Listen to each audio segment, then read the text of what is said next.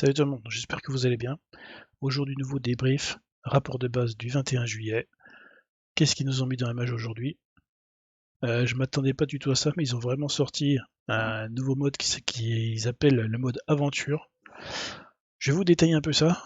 Moi, ça me fait vraiment penser au mode Diablo 3. Pour vous résumer, chaque nouveau début de saison, vous avez un perso tout neuf, avec rien dessus. Vous farmez toute la saison, vous montez au maximum votre stuff. La saison se termine, vous récupérez le stuff, vous gagnez des choses que vous pouvez appliquer sur votre perso hors saison. Et avec la nouvelle saison, on repart sur un héros complètement vierge. Je trouve que ce qu'ils sont en train de mettre ressemble vraiment à ça. Je vais vous expliquer pourquoi. Donc le 28 juillet, la première aventure va sortir. Qu'est-ce que c'est qu'une aventure? Donc ça va durer un laps de temps. Donc ça va être une saison, qui vont appeler ça. Ça va durer un certain laps de temps. Pendant ce laps de temps, vous allez devoir farmer pour monter votre expérience et gagner des récompenses saisonnières que vous ne pourrez gagner que lors des saisons. Pour chaque saison, il y aura un modificateur de zone d'aventure. Qu'est-ce que c'est qu'un modificateur? C'est, par exemple, pour cette saison, ce sera le rage. Donc ce modificateur euh, draine constamment votre énergie et vous ne pouvez la régénérer qu'en infligeant des dégâts aux ennemis avec des armes. Le compteur rage réduit aussi considérablement le délai de récupération de vos compétences et augmente leurs dégâts. Ça veut dire que pour chaque saison, ils vont appliquer un modificateur et il va falloir faire des compos en fonction de ces modificateurs pour être le plus efficace possible. Là, clairement, il va falloir qu'on ait une compo avec beaucoup de régène d'énergie. Donc, par exemple, avec Sudar, il va falloir incorporer Sudar dedans. Les compétences vont faire plus de dégâts, donc il n'y aura pas besoin de trop booster les compétences. Par contre, il faudra aussi faire une compo pour réduire le délai de récupération des compétences. Voilà. Et chaque saison aura sa méta, aura son modificateur, et il faudra adapter vos compos en fonction de ce modificateur. Au niveau des objets et des sacs d'aventure, la fabrication d'armes est indisponible dans les aventures, donc il va falloir se débrouiller uniquement avec ce qu'on va looter. Ce qu'on va looter, on ne pourra plus le drop. Une fois qu'on aura looté ces objets, on ne pourra pas les poser au sol pour les adversaires. Donc il faudra faire très attention avant de récupérer quelque chose. Ils vont mettre en place des distributeurs automatiques ainsi que des établis.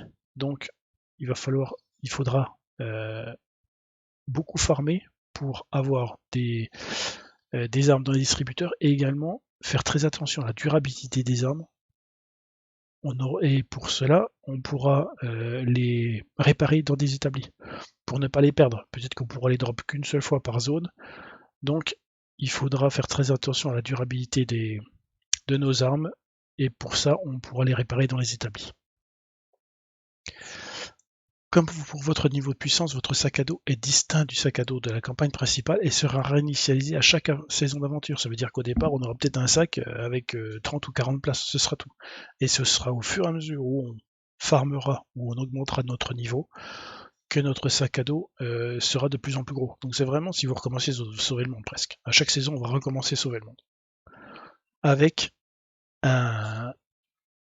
ce qu'ils appellent un modificateur de zone, donc un handicap, et il va falloir faire vos compos en fonction de cet handicap.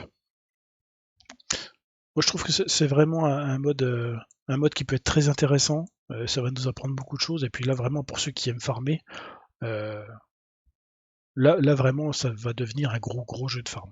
En plus, le fait de recommencer à zéro chaque saison, pour nous donner des récompenses qu'on pourra peut-être qu'avoir une fois, là les farmers vont vraiment être contents. Au niveau des récompenses qu'on aura lors des saisons, donc on aura des bons de recherche en armement. Je vous mettrai des screenshots de ces récompenses, j'en ai trouvé sur internet. Il y en a 3, il y a le bon de recherche en armement, donc rechercher des armes d'événements passées dans la collection.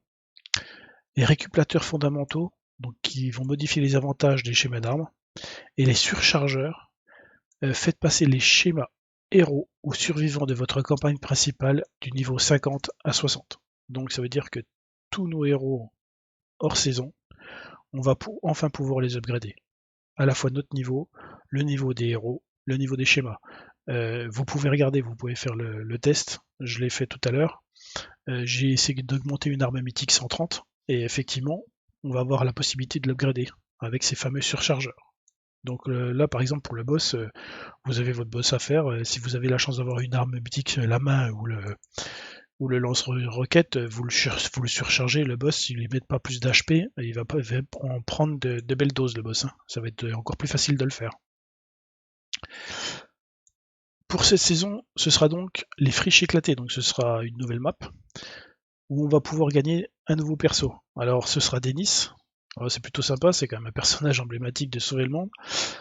Dennis, qu'est-ce qu'il va faire? Il aura 8% de chance de faire apparaître un burger quand il va tuer un mob. Les burgers donnent 53 PV de base et 5 points d'énergie toutes les 1 seconde pendant 3 secondes. Et en avantage de commandant, ce sera 85 PV de base et 8 points d'énergie toutes les 1 seconde pendant 3 secondes. Donc c'est clairement un héros qu'il faudra utiliser pour la première campagne. Pour la première aventure, il va falloir... c'est sûr, Dennis sera dans la compo. Penny d'anniversaire qui va sortir. Donc elle a réduit de 18% le délai de récupération de pulsation plasma quand elle a un avantage standard et de 42% quand elle est en commandant. Donc elle sera disponible dans la quête Carcasse à Gâteau à partir du 25 juillet. Remarque très importante, ils l'ont pas mis, ils l'ont mis juste en tout petit. Pas de lama anniversaire en 2020. Les lamas anniversaires ne reviendront que l'année prochaine. Ça, je connais beaucoup de personnes qui vont être déçues rien qu'avec cette petite phrase par contre. J'ai beaucoup de copains qui voulaient vraiment compléter leur collection, donc ce sera pas moi la prochaine. L'étoile occulte sera sur la route le 25 juillet à 2h.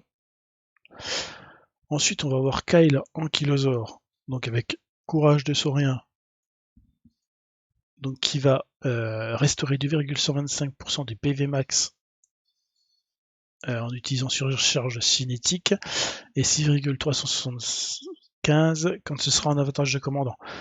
Donc voilà, ils avaient sorti le héros qui rechargeait le bouclier. Là, on a droit au héros qui recharge les PV max. Donc voilà, à voir, à tester, voir s'il restaure vraiment beaucoup les PV, comment on va pouvoir l'utiliser.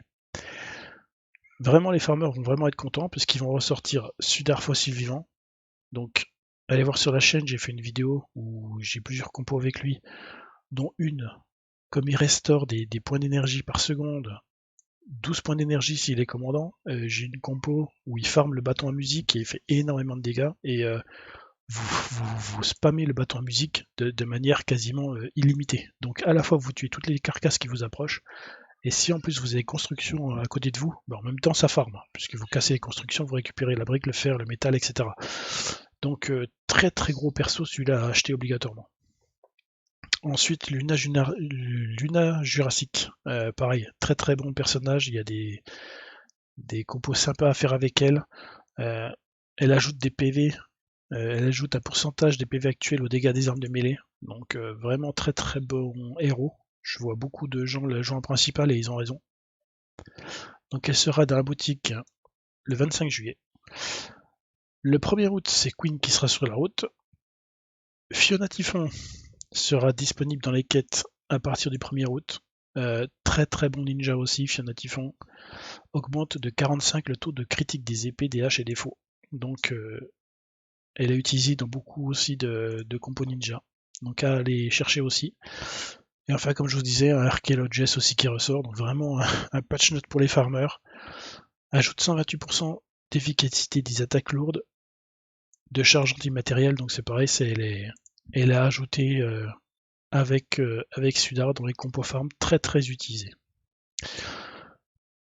Voilà, donc elle sera disponible à la boutique le 1er août. Donc voilà, donc très très gros patch note. Vraiment les aventures, ça va nous occuper au moins 4 ou 5 saisons tant qu'on va découvrir de nouveaux modificateurs en fait de zone. Quand on va commencer à boucler sur les modificateurs, on verra, j'espère qu'on ne s'ennuiera pas et que ce sera pas trop rébarbatif. Mais en tout cas pour l'instant, très gros patch note et j'ai vraiment hâte que ça sorte pour tester ça. Si vous avez aimé la vidéo, comme d'habitude, vous likez et vous partagez. Et je vous dis à bientôt pour une nouvelle vidéo.